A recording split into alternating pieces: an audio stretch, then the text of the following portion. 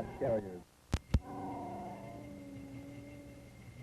And this has been the historic mission of the United States Marine Corps since the earliest days of our republic, when, in 1776, at New Providence Island, Captain Samuel Nicholas, the first Marine officer, led Continental Marines in an early amphibious operation. Captured guns and ammunition badly needed by our 13 colonies. This Marine expedition was one of our most successful American naval operations during the Revolution. In 1800, the seizing of American ships by warring French and British demanded action. At Puerto Plata, Santo Domingo, the Marine detachment from the Constitution boarded the captured English ship Sandwich under the guns of the French fort, stormed the fort, spiked its guns, and sailed Sandwich out of the harbor in a brilliant hit-and-run operation. In 1846, during the war with Mexico, the Navy's principal mission was to close the Mexican ports. Using Marines in the landing force, they quickly seized Frontera and moved the expeditionary force in towed sloops and barges up the Tabasco River. The landing force was put ashore and marched into San Juan Bautista, where they met no resistance. Campeco and Panuco were seized by the Marines within a few days, leaving the way open for the assault on Veracruz. Key factors, such as forces, equipment, and supply, were planned in a coordinated amphibious operation by General Winfield Scott and Commodore David Connor. Transport vessels were convoyed to anchorage at Anton Rizado, where the 1st Division, including Marines, was transferred to these vessels and to naval ships Raritan and Princeton. These ships, towing empty surf boats, especially provided for the landing, moved to a position southeast of Veracruz, where they anchored. The Marines in the assault force entered the surf boats and rendezvoused in the lee of Princeton until 5 gunboats and 2 small steamers formed in line along the beach. With their bombardment supporting the landing, the surf boats were rowed ashore, landing at sunset. The assault force moved rapidly inland, occupying a line of hills a mile and 1/2 from the beach, where it could prevent counterattack on further landing operations. Meanwhile, landing boats shuttled between ships and the beach. By 10 o'clock that night, the entire 1st Division had been put ashore. The following morning, horses, artillery, and heavy stores were landed in support of the assault. The basic pattern of Marine Corps amphibious operations had been established. The Marines, together with the Army, held Veracruz under siege for 20 days until it surrendered.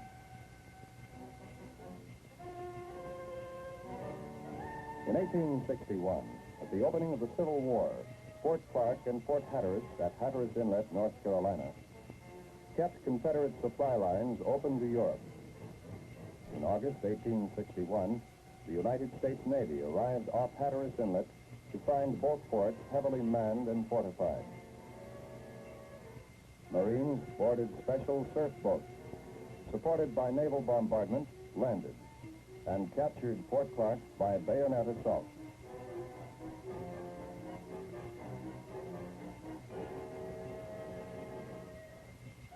Three days later, the Marines stormed and captured Fort Hatteras. Port Royal, South Carolina, and other points along the coast were reconnoitered and rendered useless by Marine units. Until by 1864, the only available Confederate port was Wilmington, North Carolina, guarded by Fort Fisher. Here, Marines and sailors conducted a diversionary attack from the sea, preparing the way for the night capture of Fort Fisher by the Army. A convincing demonstration of joint operations based on these principles: coordinated planning, preparatory naval bombardment, landing troops in successive waves, supporting naval gunfire after landing. Confusion of the enemy and aggressive assault by trained Marines. These principles were to be tested again in 1871, halfway around the world in Korea. To obtain assurance that Americans would be protected and to establish trade relations, President Ulysses S. Grant sent a diplomatic representative to Korea. A survey party sent up the Saley River was fired upon by riverside forts. The Navy took action against this insult to the American flag, and Marines were landed below the fort. Lack of reconnaissance resulted in extreme hardships as artillery pieces were dragged through the tidal march. The assault and capture of the first and second forts drove the enemy from the high ground bordering the river. Covered by supporting naval bombardment, the Marines drove through to the main fort. Deadly accurate rifle fire and a bayonet assault won the victory. In 1898, sudden war with Spain proved the Marine Corps a highly trained, well-disciplined force in readiness. Immediate orders were issued to assemble every available Marine in the eastern United States for service in Cuba. Only 6 weeks after the declaration of war, over 600 seagoing leathernecks were poised off the natural harbor of Guantanamo Bay, Cuba, ready for action to seize it as an advanced U.S. naval base. Remembering the lesson about thorough beach reconnaissance learned in the Korean marshes, Marine scouting detachments were sent ashore. Their reports enabled the main body of Marines to land with maximum efficiency. High ground was secured as a main defensive line, where the Marines successfully withstood Spanish attacks. Although there were never more than 1,000 Marines involved in the Cuban campaign, Marine patrol actions against Spanish strongpoints were conducted with such speed and devastating effect that one Spanish commander reported that he had been attacked by more than 10,000 men. Training, leadership, and discipline had multiplied the Marines' effectiveness. From 1912, Marines were busy in the Caribbean supporting the Monroe Doctrine, keeping the peace and protecting life and property. At Santo Domingo, they learned the special jungle tactics, which were to prove so essential on islands in the Pacific at a later time. At Haiti, the problems of jungle supply of fighting troops were met and overcome through the use of pack animals and marine ingenuity. And in Nicaragua, when in 1927 the bandit Sandino started insurrection, burned villages, and in the early hours of July 16, 1927, attacked the Marine garrison at Ocotal. Although surrounded, they held their position and inflicted heavy losses on the bandits. That afternoon, 5 Marine planes made history's first dive bombing attack, pioneering a fundamental concept of future Marine operations. The use of aviation, supporting troops, evacuating wounded, maintaining communications, and providing aerial resupply was continued until the insurrection was stopped, and has since been included as part of all Marine operational planning. During the early 20s, Major Earl H. Ellis, a young Marine staff officer, wrote in Operation Plan 712, "To effect an amphibious landing in the face of enemy resistance requires careful training and preparation. The troops must be skilled water and jungle men who know it can be done. Marines with Marine training." Throughout the 20s in the Caribbean, at Guantanamo Bay, at Culebra, and Panama, development and testing of suitable equipment to land in the face of enemy resistance were continued. Strange vehicles were developed: the Christie amphibious tank and the Beetle boat, a landing barge with good beaching characteristics. The pre-planning and coordination of both preparatory and supporting naval gunfire were practiced until perfect. a regular procedure was established for combat loading of supplies and equipment in such a way that ammunition, food, fuel, and other priority items would be the first ashore. Using these developments, Marine Corps General John A. Lejeune effectively demonstrated that the Marine Corps could plan and execute amphibious operations of division dimensions. Dedication to the cause of the Marine Corps' specialty in seaborne attack paid off when the Joint Board of the Army and Navy stated that the Marine Corps would provide and maintain forces for land operation in support of the fleet for the initial seizure and defense of advanced bases. The traditional Marine Corps mission had, at last, become a part of the nation's official military policy.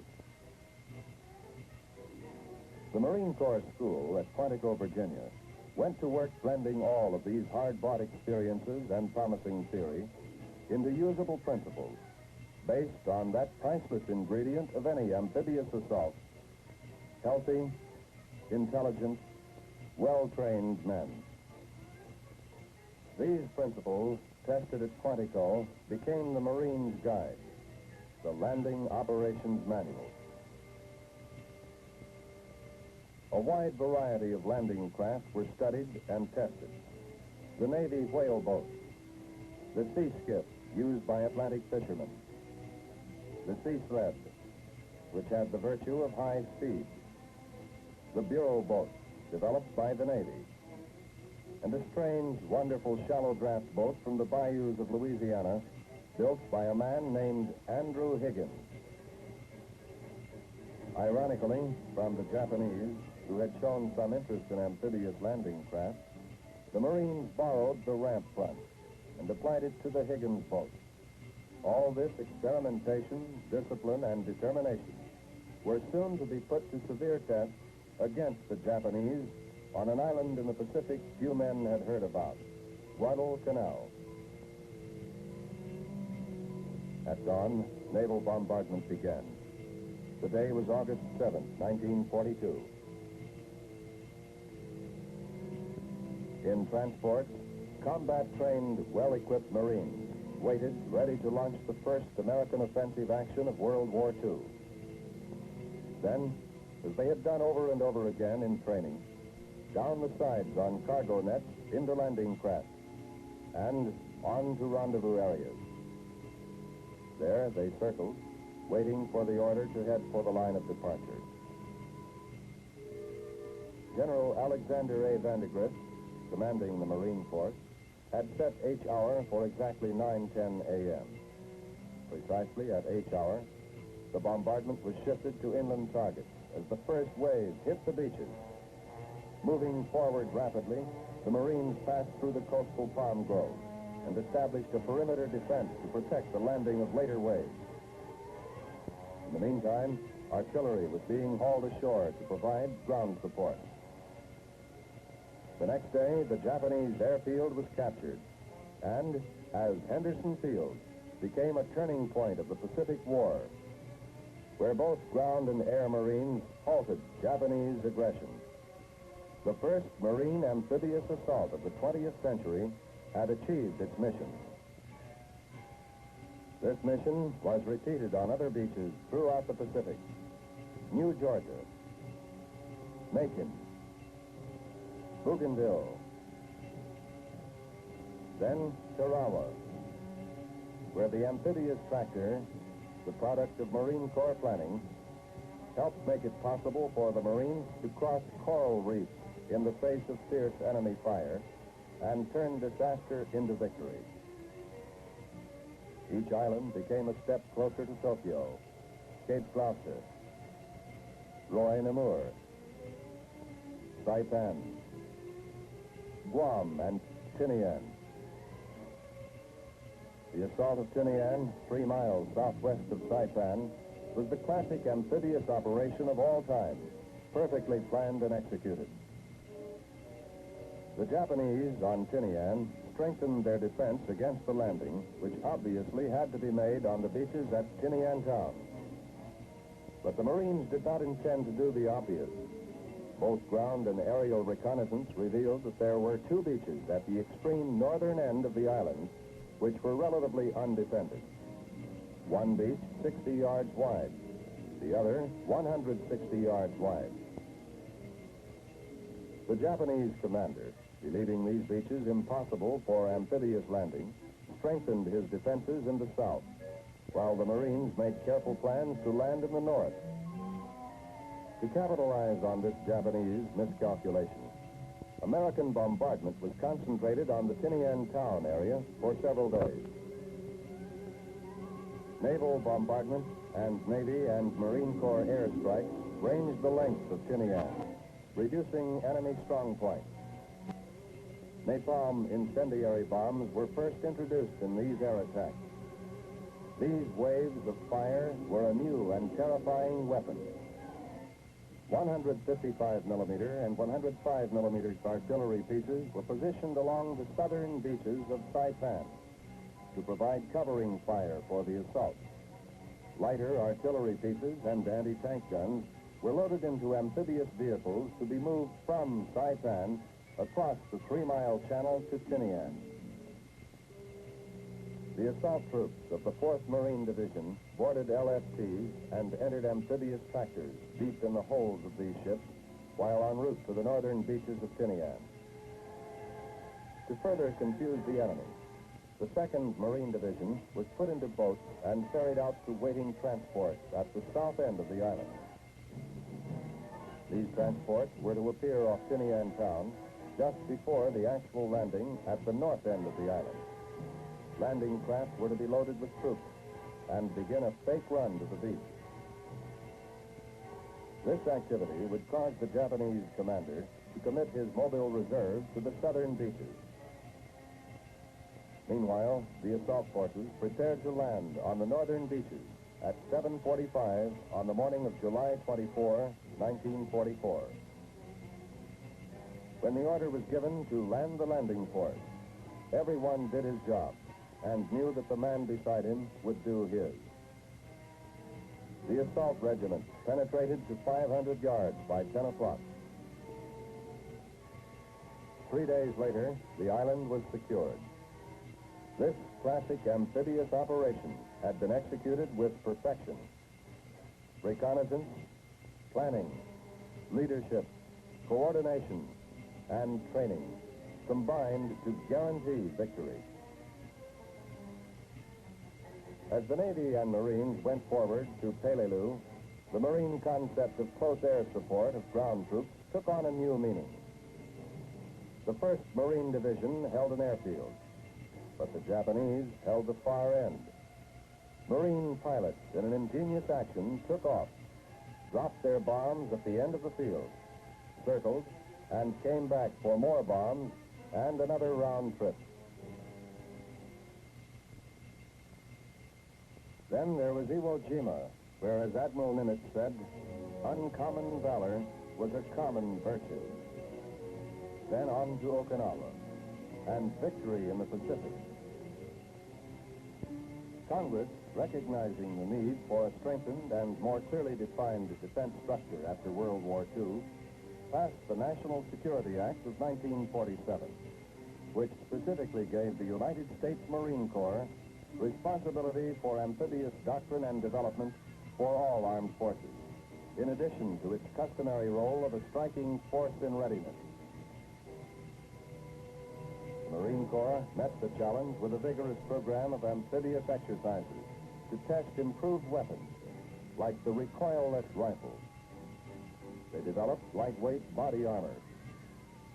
They tested the capabilities of new supporting equipment, such as mobile cranes, tramways, and boat recovery equipment.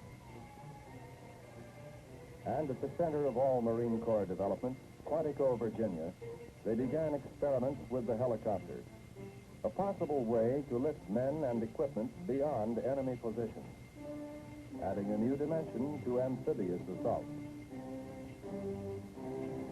This advanced Marine thinking, planning, and training soon had a proving ground when in 1950, communist North Koreans attacked South Korea. the United States moved to support the United Nations in resisting aggression. And Marines, including the thousands in the Marine Corps Reserve, always ready to move, were among the first to go. To ease the pressure on the Busan perimeter, Supreme Allied Commander in Korea, General Douglas MacArthur, decided to assault the enemy's flank at Incheon. This difficult task was given to General O.P. Smith, commanding the 1st Marine Division. The hazards of the Incheon landing were formidable. Geography was against the Marines. The harbor was protected by a fortified island connected to the mainland by a half-mile-long causeway. The island would have to be seized and neutralized before the main landing. The tides in the narrow channel, the only approach to Incheon, were among the highest in the world, averaging 29 feet. And finally, mud flats and a 12-foot seawall. Timing the assault was basic to the planning. And they did it, supported by naval gunfire. And precisely according to plan, the Marines seized the island fortress, crossed the mud flats, scaled the seawall, blasted access roads through the wall for resupply, and once again accomplished their mission. As fighting in Korea progressed, the Marines applied their versatile helicopters to many tasks. To deliver small forces to hilltop positions, bypassing fortifications, as aerial ambulances, delivering wounded directly from the battlefield to hospital ships offshore, as movers of batteries of rocket launchers into firing positions. After these launchers fired, the Marine helicopters lifted the rocket launchers away before the enemy could zero in. These Marine operations helped still the enemy guns in Korea. Back at Quantico, the Marine Corps studied ways of lifting entire landing forces to accomplish vertical envelopment of enemy positions. Another new concept. Based on vertical envelopment, it dictated a powerful two-pronged attack. One prong, a surface assault across the beach by the usual means, but at widely separated points. The other, vertical envelopment by assault troops in helicopters. Marine divisions were reduced from 21,000 to 19,000 men, with increased shock and firepower capabilities. In cooperation with the Navy, USS Thetis Bay was the first aircraft carrier completely converted to support helicopter-borne vertical envelopment operations. It has been joined in the fleet by two other proud Marine Corps support vessels, the Boxer and the Princeton. Another example of Navy-Marine Corps teamwork. The demands of modern warfare are being met through the adoption of new weapons and equipment. The one-man helicopter, designed for combat use in reconnaissance, observation courier, and limited logistic support missions. The mechanical mule, a combat vehicle capable of carrying equipment, towing artillery weapons, transporting troops, or carrying wounded. The Cobra anti-tank missile, which is guided to its target by electronic signals. Above the ground forces, providing air protection and close support of advancing troops, are the Marine Corps' high-speed, high-performance jet aircraft, flown by Marines. The individual Marine is being rebuilt and modernized, too, to acquire the additional skills necessary for modern warfare, such as parachute training for reconnaissance personnel, or underwater swimming, demolition work, and beach scouting at night from submarines. These training exercises sharpen the concept and prove their worth. Marines are being lifted by helicopters from carriers 50 miles at sea in practice assaults, penetrating 50 miles into enemy territory and extending over a front of as much as 50 miles. The modern Marine Corps is a professional fighting force, determined that when As in Lebanon, they are required within 24 hours to land to support American policy and protect American lives. When anywhere in the world the command is given, land the landing port, the United States Marines will obey and soon report, the Marines have landed and the situation is well in hand.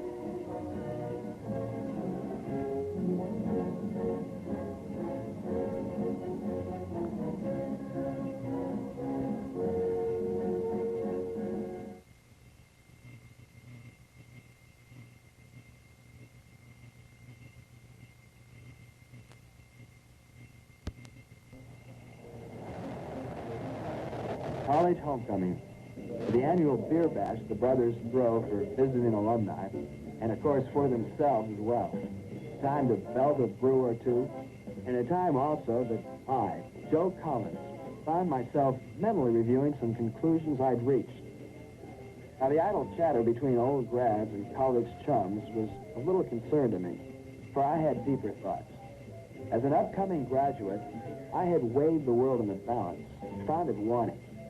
What it needed was some kind of help from me, and many a bull session had convinced me that a lot of the other guys felt much the same way. I was luckier than many of them, perhaps, because I knew something about myself already. I liked my studies, I knew how to learn, and I liked action. I wanted to do things that took me way beyond the books. Action things. Now this is action to some. Buy and sell and buy. Hooray for a 2-point change. This is action to others. Breathing antiseptic 20 hours a day. And this is action to still others. Dreams and schemes on paper only. But this was action. Real action to me. Every time I could steal away an hour. It was even more. It was mind and spirit too. This Mother Earth is never so blemished or so troubled that it doesn't look better from up here. Here, beyond the reach of Shelley's skylark and Bryan's waterfowl, there are neither poems nor mere words to describe it. And you have to ask, as Satchmo said of jazz, you ain't never gonna get to know.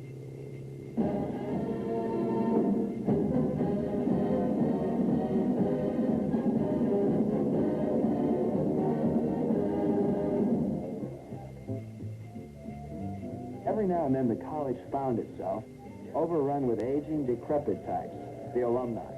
Some of them dangerously close to 30, ages beyond which the new tradition has it, you can't trust anyone, but you can't stop them from talking. A glass of beer or two bridges the generation gap, among other things. The alum you see here is one Harold Rogers, now Captain, U.S. Marine Corps. From his dialogue, it was obvious he liked his work, and like most Americans, had the standard number of suggestions for improving the state of the world, but declined to take full responsibility for the state it was in. I inherited the world too, he seemed to be saying, but he admitted, under a certain conversational pressure, that our incursion into the halls of Montezuma was hardly a good neighbor policy, and that today at least, he would visit the shores of Tripoli only as a tourist or as a welcome guest. In the course of a lot of talk, Captain Rogers and I at least knew we had reached certain mutual conclusions. That American life, American challenges, called for new infusions of talent, energy, and ideas. That the best way to improve a nation, any nation, an institution, a business, or even a family, is from within. His own Marine Corps, he allowed, sounding like a recruiter, which he wasn't, needed the same doses of new talent, new people that America needs as a nation, or, if you wish, as a way of life. You got to bear in mind that a country creates its own institutions, the Marine Corps included. And if the Corps has written a good hunk of American history, remember it could only do this with the full support and sanction of the American people, provided the ideas, the men, and the money. You say you like to think and you like to fly? Mm-hmm. Good. Begin with a flight of imagination. Whereupon Rogers began to talk of the Corps and its men who do the flying. Before the party broke up that evening, I had learned that Captain Rogers' own particular interest was helicopters, where he had tended to emphasize them. Rather coincidentally, I bumped into him between classes the next day and we continued our talk where it had left off the night before. He invited me to put myself, as it were, at the beginning of the action. Perhaps you're a bit like me, Joe. If so, you like people and you like new ideas. But you go for the old traditions, too. They remind us that the human race is more than a flash in the pan. That America is a relevant place, not just for this generation and those that are gone, but, God willing, for those that are yet to come. In a nutshell, that's the whole purpose of the fighting forces. History has proved them necessary, and it'll be a much brighter future than anyone can foresee now that will prove fighting forces, the power of defense, irrelevant. Hey, Captain. To his new audience, Captain Rogers repeated some of his remarks about the military and everyone's need for it, after which he continued with a reference to an earlier phrase he had used about imagination. So in this flight of imagination, you and or some of your contemporaries are at the Navy Flight School at Pensacola, Florida. You've already got the flying bug, and no one but you can tell yourself you haven't. But the bug flies no aircraft. You've got to learn how. To understand the engine, you have to understand what's taking place inside of a cylinder. This is a postgraduate course worthy of the name. An example of the auto. Can you imagine yourself getting to this point in time? You can imagine anything. Well, I can't. Me for the corporation life. Buttoned down, uptight, on to the vice presidency. Well, I can imagine it. Yeah, it's only for 3 or 4 years if you want to make a change. Plenty of time to decide what direction that you want to take. Right. You don't sign up for life. You sign up for a stint of service. You begin with ground school. It's simply a matter of aligning the proper scales on the computer. Ground school gives you the basics of flight. You notice the fuel flow will increase when I go into afterburner about 3 to 4 There are a few weeks of academic training in flight systems. They include physical conditioning. This kind of exercise is a bit tough on the muscles and sinews at first. The obstacles seem much too high. But after a while, one's body gets rather used to a physical test. Even welcomes it after many hours of mental work in the classroom. You follow these weeks of interesting challenge with land and sea survival training. Now, don't knock survival. It's no small thing in the modern world. And the Marine Corps makes you better than the mass of men when it comes to knowing how to endure and to live. There's nothing like a plunge into the cool brine for practice, ahead of any possible real need to know how. You'll be grateful, too, not just for the added postgraduate education, but for this capacity to stand the gaff, whatever the gaff may be. It's now only a few weeks since you came down this way, but you've crammed a lot of learning and a lot of experience into this fast-moving period. Now you put your learning into practice. You do a lot of flying in the T-34. You get used to the idea that the aerial dimension gives you a lot of room to do your thing in. Then one day, the moment of truth, you solo.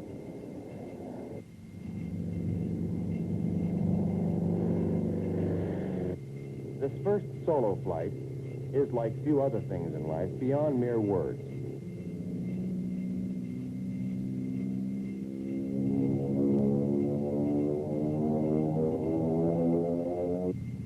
Exhilarating as it was, it doesn't make you a Marine aviator yet. Ground school continues, and you advance to T-28 flight training.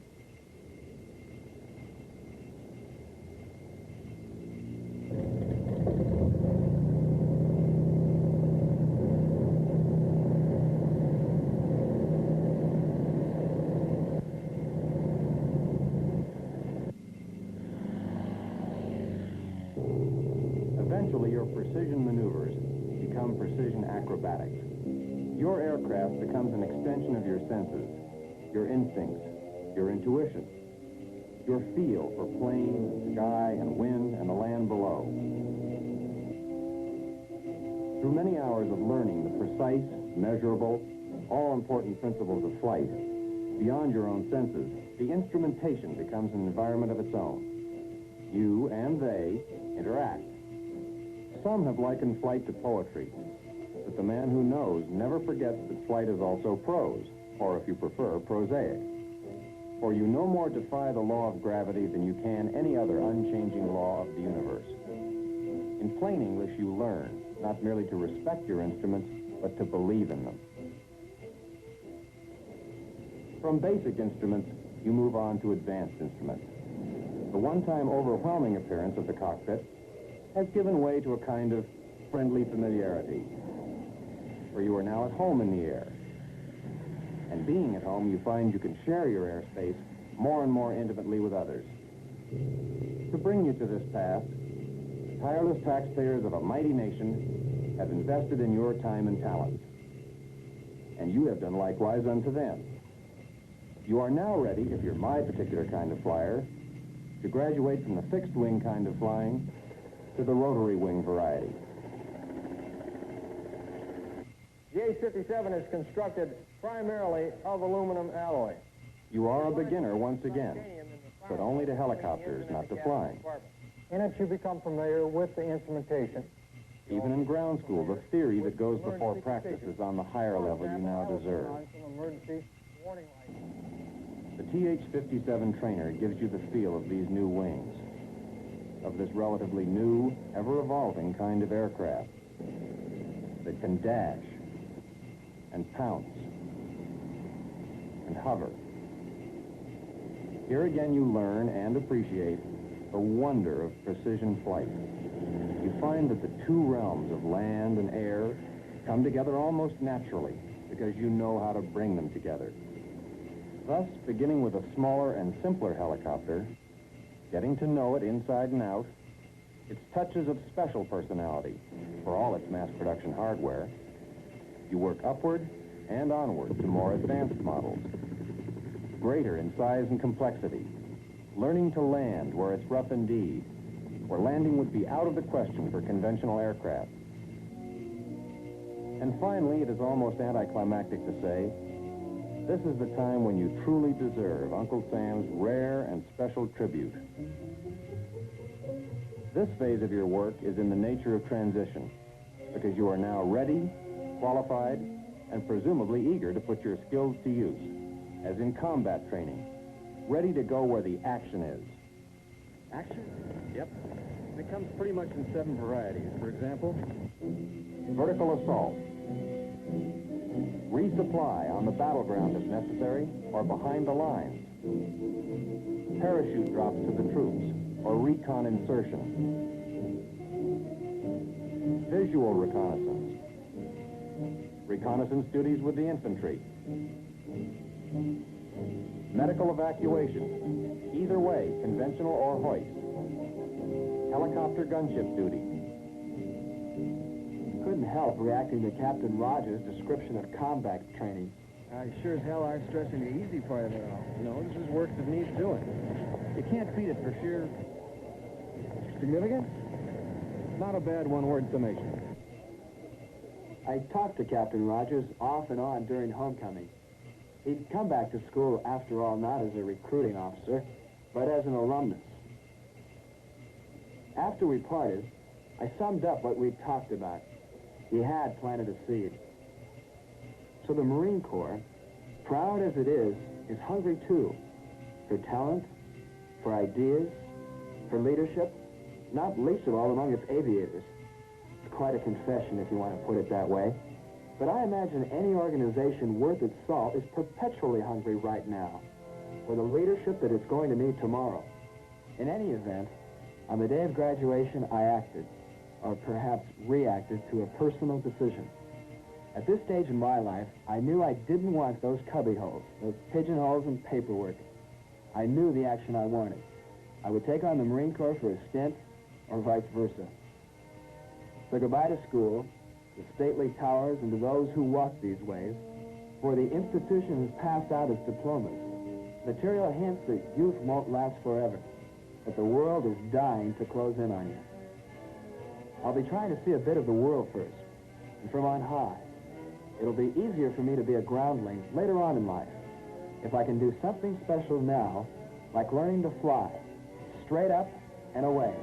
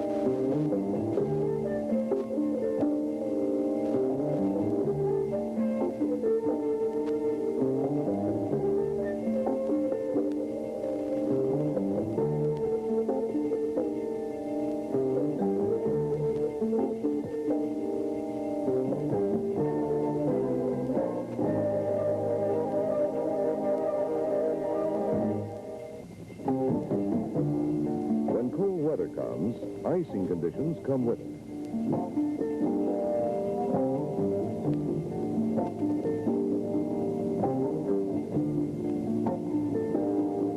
For your own safety, you need to know when to expect icing and what to do if your aircraft starts icing up in flight.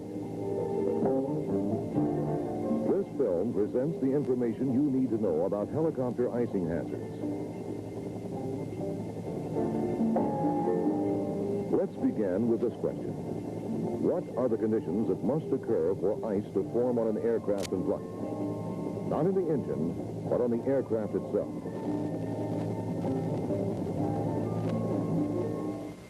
Normally, two things are required. First, there must be visible moisture. Moisture in a form you can actually see, like clouds or rain. And second, the temperature must be at or below freezing. The most common range for icing is between 0 and minus 10 degrees centigrade. This is where icing most often occurs. Although less common, you can also encounter icing conditions at temperatures below minus 10, down to minus 35 degrees. Icing is rare in the colder temperatures. There are fewer clouds, because as air gets colder, it can hold less moisture. But caution, if you do encounter clouds at the lower temperatures, the ice may form much faster on your aircraft. So, the two requirements for icing are visible moisture and temperatures between 0 and minus 35. There's one exception to this rule. If you're flying through moisture-laden air, below clouds, at freezing temperatures, ice can form on the aircraft even though there's no visible moisture. This is uncommon, but it has happened. The hazard of icing differs in each of these ice-producing situations. We'll talk about them one at a time. First, stratiform clouds.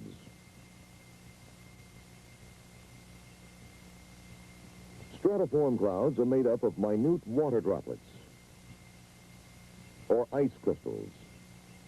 The ice crystals are not the major hazard for you. They will not normally stick to the aircraft. The danger is from water droplets if they have become supercooled. This is a key word in talking about aircraft icing. Let's see what it means. Consider a basin of water that's been standing in a freezer long enough that its temperature is down to minus 10 degrees. This water is supercooled, below freezing, but still liquid. In this state, any sudden jarring or disturbance will cause the water to freeze instantly. Watch.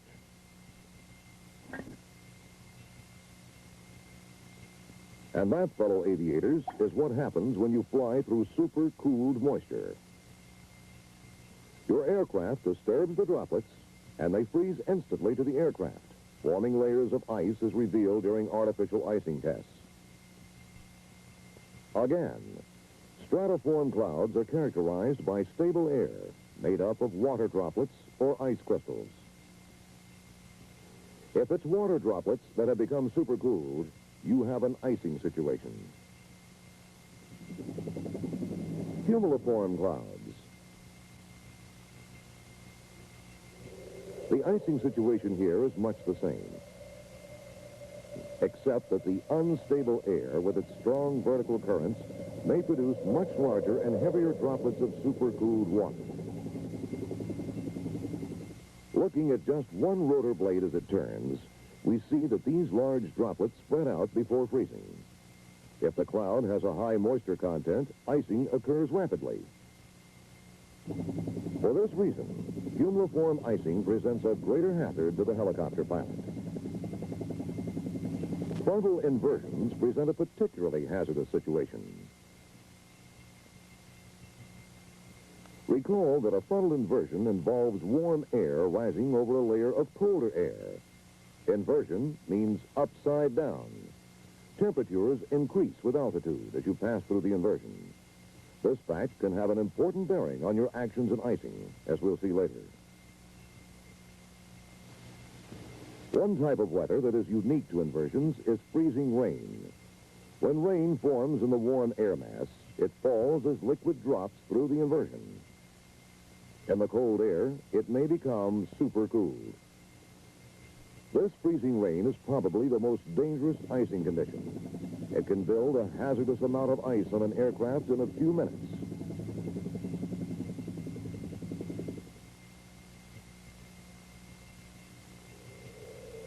In winter, the flow of prevailing wind up the sides of mountains causes temperature of the air to drop rapidly. This is one of the common ice-producing situations, especially in the United States. The region of severe icing looks like this, mostly on the windward side of the peaks,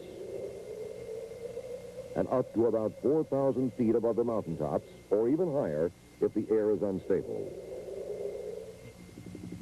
There's one additional icing situation to mention before we leave this topic. If you've been flying in clear air above the freezing level, and then you descend into warmer air that has a high moisture content, some moisture may settle as frost on the cold surfaces of the aircraft, especially on the windscreen. However, this will be brief. The warmer air will soon melt it.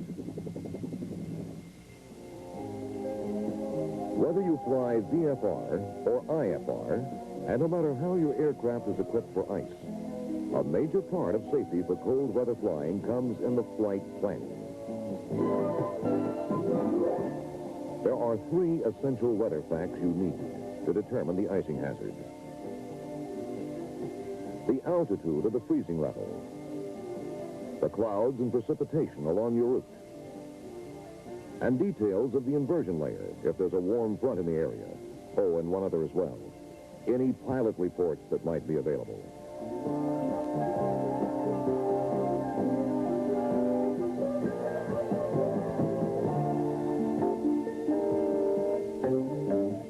Obviously, you will want to choose a cruising altitude below the freezing level if possible. But if that's not possible, you're better off being where temperatures are much colder than freezing, preferably colder than minus 35 degrees. However, to do this, you must be able to climb, cruise, and descend clear of clouds and visible moisture. Remember the caution. If you encounter clouds at very cold temperatures, ice may build up very rapidly on your aircraft. If you're going to be flying in the vicinity of a warm front, you need to find out if the temperatures in the cold air mass are in the ice-producing range. And you need accurate information to define the location and movement of the inversion layer. Should you encounter icing, you will need to know where the freezing level is below you and the approximate altitude of the inversion layer above you. These facts will be crucial to your decision on how to escape from the icing, or better, how not to get into it.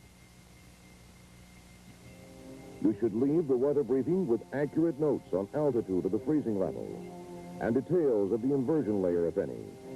But always remember, stay alert for changes. Icing forecasts are, at best, educated guesses.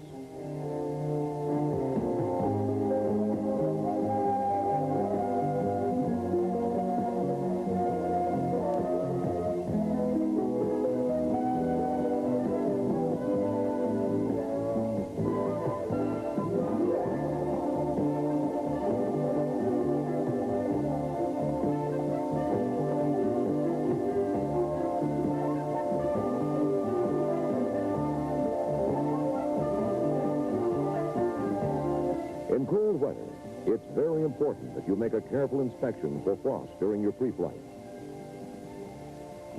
Many pilots make the mistake of thinking that frost doesn't matter, but it does. All frost must be cleared off the aircraft before you attempt to take off. It looks so thin and insignificant, but it adds to drag and reduces lift, and it can get you into deep trouble, especially at the low air speeds of takeoff. Worse, each particle of frost acts like a magnet for the formation of ice. It can lead to a quick ice buildup during takeoff and climb.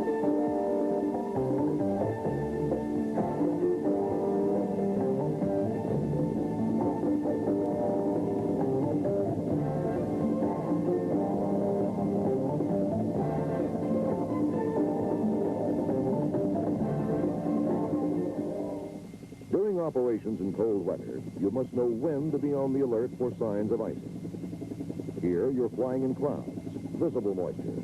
That's one indication. How about temperature? The free air temperature, FAT gauge, reads just slightly above freezing.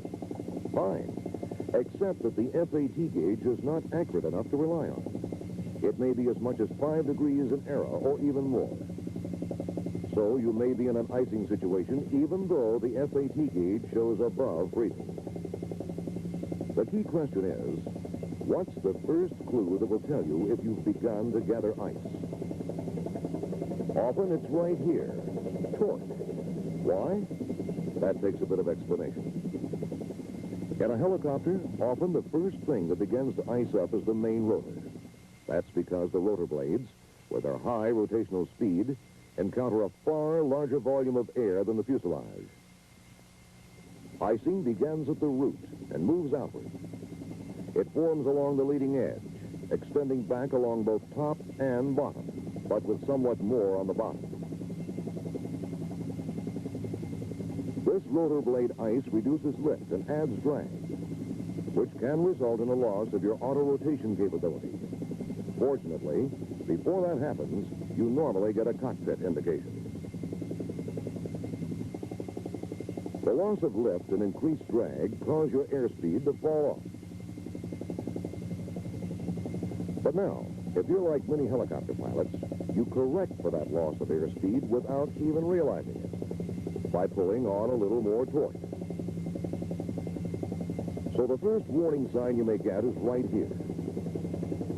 You notice that you're carrying more torque to maintain the same airspeed. It's likely that ice is building up on the rotor.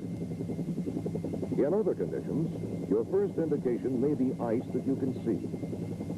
On the airframe, the buildup begins on the windscreen, wiper blades, or other protecting surfaces. What action should you now take? The answer depends on whether you're in clouds or in freezing rain. If you encounter icing in clouds, descend to an altitude clear of the clouds or below the freezing level. If any ice remains on the aircraft, continue the descent and land. As mentioned earlier, some instances have been recorded of icing in moist air beneath clouds. If you encounter this situation, and it requires an appreciable increase of torque to maintain airspeed, descend and land. Now, suppose you're flying in the vicinity of an inversion layer, and you start running into freezing rain. If the freezing level is at the surface, you should probably not attempt to land. Depending on the circumstances, your best bet may be to climb through the inversion layer into the warmer air above. Freezing rain is the most hazardous of all icing situations. The ice can build up very quickly. That's why it's vital to know where the freezing level is and where the inversion layer is.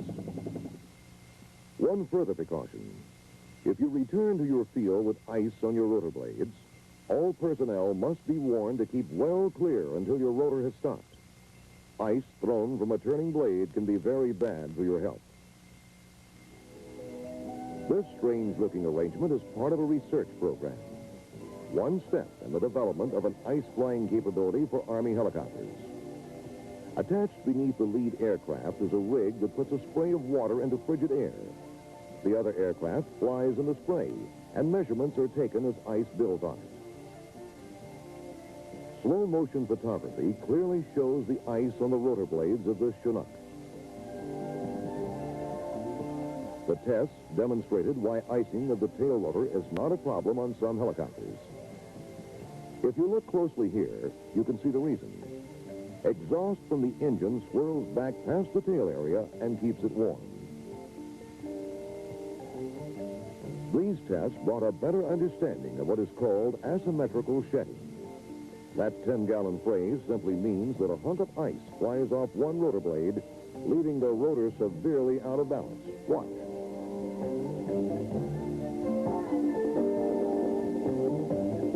Again, this time from a Huey.